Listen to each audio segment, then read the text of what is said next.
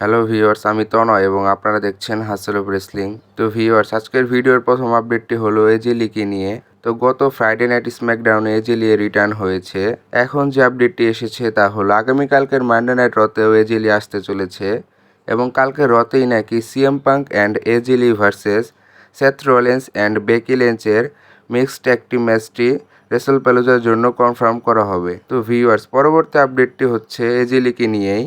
তো এজে লি এর ডাব্লিউডাব্লিউ রিটার্ন যে কত বড় ড্র করেছে ডাব্লিউডাব্লিউ এর জন্য তা আপনার স্ক্রিনে দেওয়া আপডেট থেকেই দেখতে পারেন। এখানে বলা হচ্ছে এজে লি এর WWE return 130 million view accumulate করেছে ডাব্লিউডাব্লিউ এর বিভিন্ন সোশ্যাল মিডিয়া প্ল্যাটফর্ম থেকে। তো এ থেকে বোঝাই যায় ডাব্লিউডাব্লিউ ফ্যান্স কতটা ইন্টারেস্টেড ছিল এজে লি এর রিটার্ন নিয়ে। তো ভিউয়ার, শেষ আপডেটটি হলো ডাব্লিউডাব্লিউ র্যাঙ্ক করেছে টপ 10 ইনডেস্ট্রাক্টিবল সুপারস্টার ইন হিস্টোরি।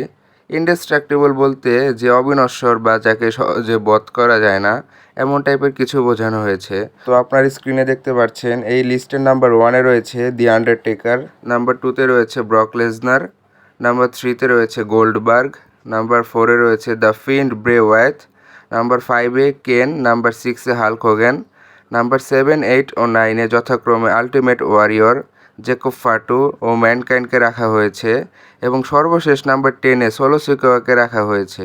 তো আপনাদের মতো এই লিস্টটা কেমন হতে পারতো তা অবশ্যই কমেন্ট করে জানাবেন। তো ভিউয়ার্স, এই ছিল আজকের ভিডিওটি কেমন লাগলো অবশ্যই কমেন্ট করে জানাবেন।